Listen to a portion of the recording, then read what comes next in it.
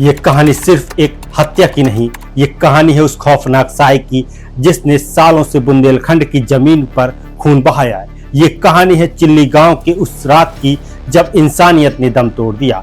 नमस्कार, आप देख रहे हैं यूपी ताजा न्यूज और मैं हूं संजय सिंह महान। हमीरपुर जिले के दिल में बसे चिल्ली गांव की शांति 22 मई 2025 की रात टूट गई। एक 26 वर्षीय युवती गीता की उसके ही घर में बेहरे में से हत्या कर दी गई।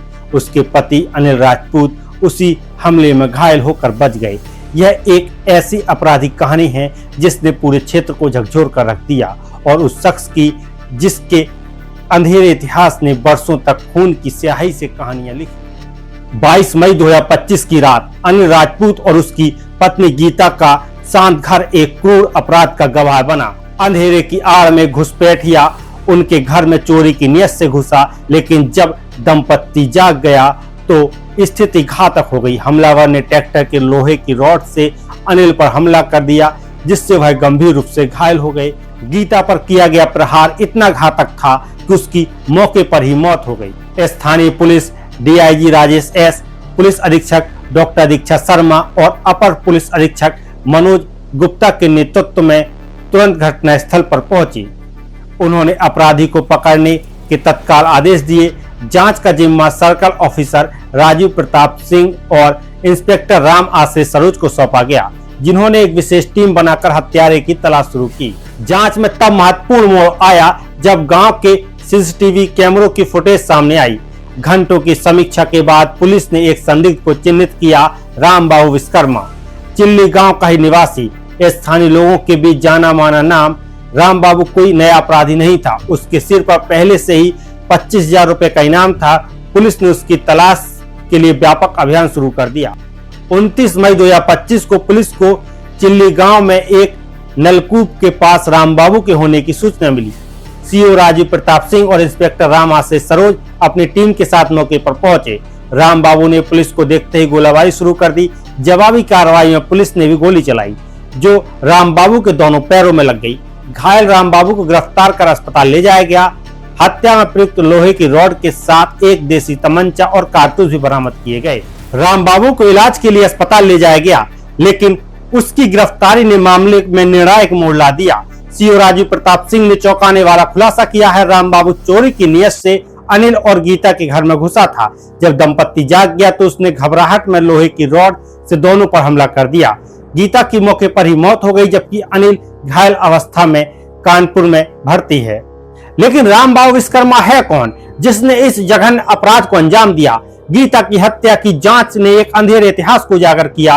रामबाबू ने चिल्ली गांव की उस रात से पहले भी खून की लकीरें खींची थी। उसका इतिहास एक खतरनाक और बेरहम अपराधी की तस्वीर पेश करता है।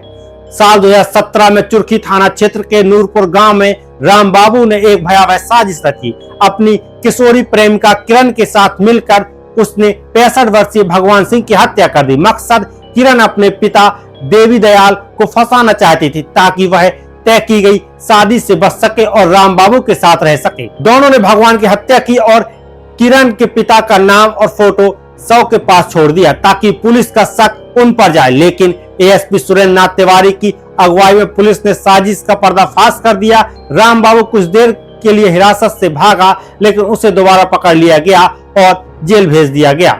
मात्र 1 साल बाद 2018 में रामबाबू ने फिर हमला किया। इस बार शिकार था उसका दोस्त अमित सोनी, उरई का एक आभूषण व्यापारी। दोनों की मुलाकात जेल में हुई थी।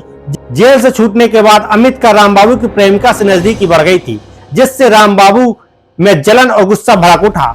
20 जून 2018 को रामबाबू ने अमित को डकोर थाना क्षेत्र के राठ रोड पर एक सुनसान कॉलेज परिसर में बुलाया।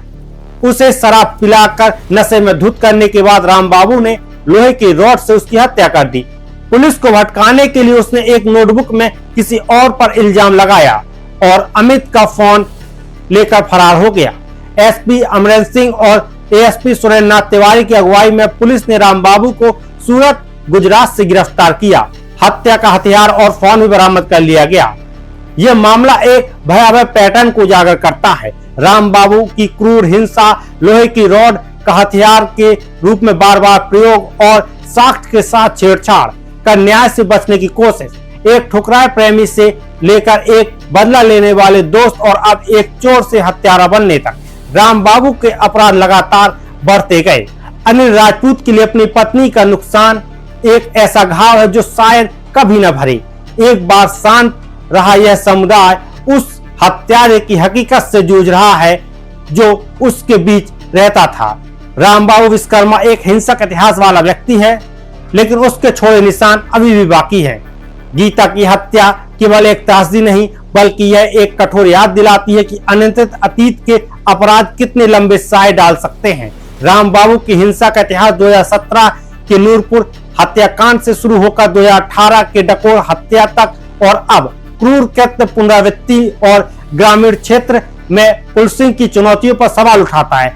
जैसे जैसे पुलिस अपनी जांच जारी रखती है, चिल्ली गांव के लोग इस त्रासदी से पीछे छोड़ने की उम्मीद में हैं, ताकि ऐसी घटनाएं दोबारा कभी न हो। नमस्कार, आप देख रहे थे यूपी ताजा न्यूज और मैं हूं संजय सिंह महान।